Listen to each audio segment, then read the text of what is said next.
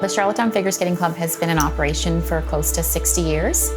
Looking back, when I grew up in the club, things weren't as expensive. Ice costs or the registration fees weren't as expensive. And probably 10 years ago, there was new sports that came in that became popular. And so the cost of ice time was rising. And so we had to increase registration fees so we could cover our costs of the skating programs.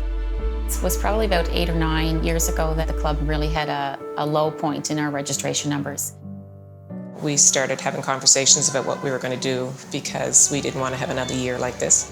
One of the members in our junior program, the parents own an Asian market. He came to us and asked more information about the Can't Skate program, and in those conversations, Rich had suggested that we do a registration at his store. It was overwhelming. We weren't really prepared for the numbers that we got. They just kept coming through the door. They wanted to skate the next day. I texted my husband, I'm like, you gotta drive by. There's a lineup of people to register for skating. Since then, our numbers have been full every year. We were just overwhelmed with the number of people that wanted to learn to skate. We've had an overwhelming influx of skaters into our club, and to see them so engaged and watch them fall in love with the sport, it's kind of done the same thing for me all over again. I feel like I'm falling back in love with skating.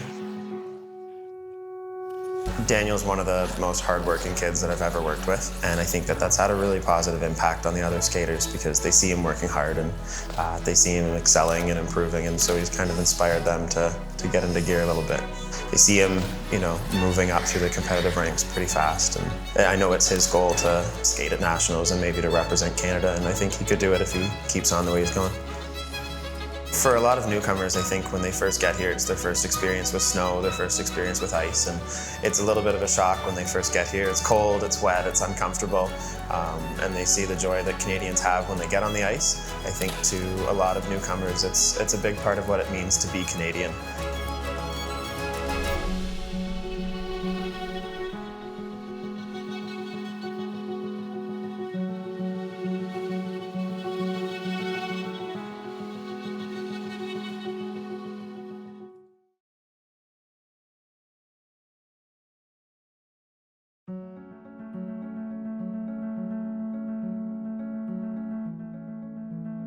Le comité de parrainage a été mis sur pied à la suite d'une demande de projet de l'archevêché. Je me rappelle que là, au début, les gens étaient passablement sceptiques. Certains disaient même, là, on va être obligé de les supporter financièrement. On est beaucoup trop petits, on n'a pas l'infrastructure. Par contre, j'ai rencontré à la même époque le propriétaire du spa Eastman ici.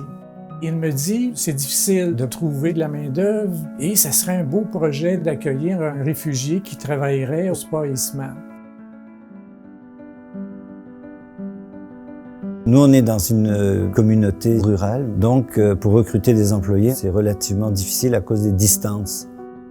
On est toujours en recrutement et on essaye de stabiliser nos équipes. J'étais sûr qu'en proposant le poste pour un réfugié, il y aurait de la place sans aucun problème.